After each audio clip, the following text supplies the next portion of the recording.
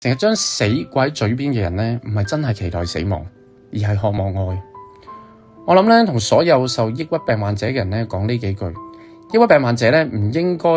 係呢個社會最被忽視嘅一群人。你知唔知一個人患上抑鬱之後呢，最大嘅痛苦係嚟自邊度？唔係所謂嘅終身無法治癒，亦都唔係反覆去做檢查食藥，更加唔係影響正常工作、生活同埋學習。對於抑鬱病患者而言呢，最痛其實係冇人理解佢哋。要知道咧，當一個人陷入抑鬱狀態，內心會變得無比敏感同埋孤獨，將自己封閉喺一個黑暗嘅小房間入邊。喺呢個時候，有冇人可以發生一束光，照亮呢一間房？呢個空間除咗黑暗之外，仲有冇一啲光亮？呢一個係好重要嘅。但係好多時候咧，我哋往往唔自覺地做出一啲推佢更遠嘅行為，質疑點解佢哋會病，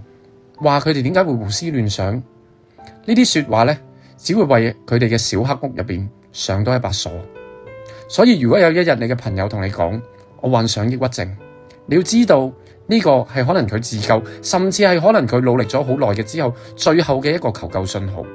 喺呢個時候，我希望你可以用盡自己所有嘅能力去挽救佢哋，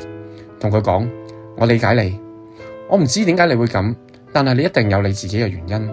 我願意唔理會呢啲未知嘅原因去理解你，感受你嘅痛苦，然後將佢緊緊抱入你嘅懷內。如果我可以俾身邊嘅人、家人同朋友呢種支持呢，或許佢哋嘅康復速度會快好多。我相信呢，上天俾我哋咁多人嚟到呢個世界，正正因為我哋需要彼此，